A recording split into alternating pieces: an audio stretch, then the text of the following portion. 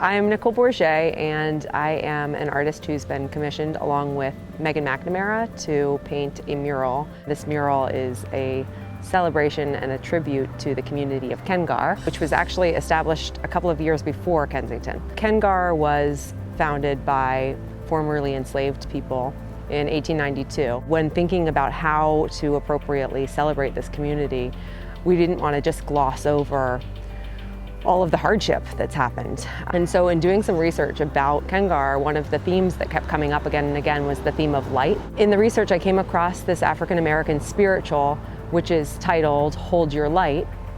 And so that is the text that you'll see on one side of the bridge. That is a spiritual that was sung call and response form.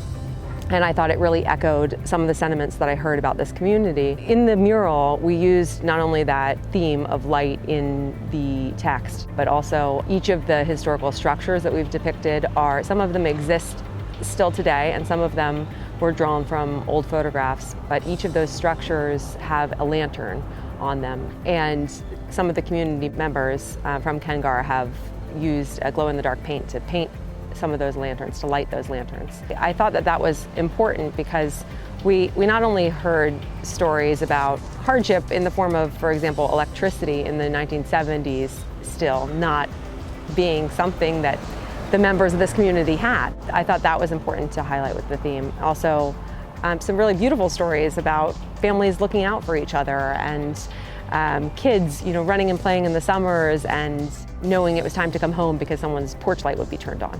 And so I wanted to make sure that some of the homes that are depicted in our mural have these porch lights. Also, one of the phrases that I heard again and again from Ken-Gar residents in some of the oral histories and when they've come out to meet me here at the mural is speaking about these churches as beacons of light for the community. So I thought it was important that we depict those two churches and that we include that element of a lantern lighting, a beacon lighting in the mural. So actually, one of the residents who was here this morning, he just lit the light for the Methodist church in the neighborhood with the glow-in-the-dark paint. So hopefully this evening things will start to glow and we'll be able to see those little beacons of light.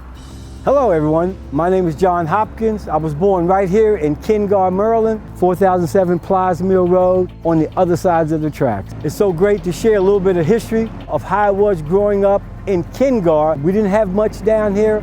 In fact, my house was eventually torn down.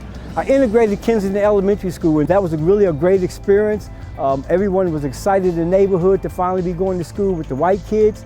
We had our own schoolhouse in this neighborhood prior to that. It was really tough going from here into the white neighborhood and getting called names all the time. This is a bittersweet experience to be in my old neighborhood, Ken-Gar, to see how far we have come as a nation and also see where Ken-Gar is today. And sometimes I'll come here to Ken-Gar just to pray. I go to my old church, First Baptist Church. I think about my dad who painted that church. I have so much history here, so when I want my strength, believe it or not, I come to Ken-Gar. I've been inspired since George Floyd's death. Just navigating your life as a black man through America can be very tough. My grandkids call me crying and hurt. I have to speak out now. I'm just trying to make a difference and share my experience, what I went through, and not forget how far we've come. But also, we have to remember that we can go further, and we've got to learn how to love one another.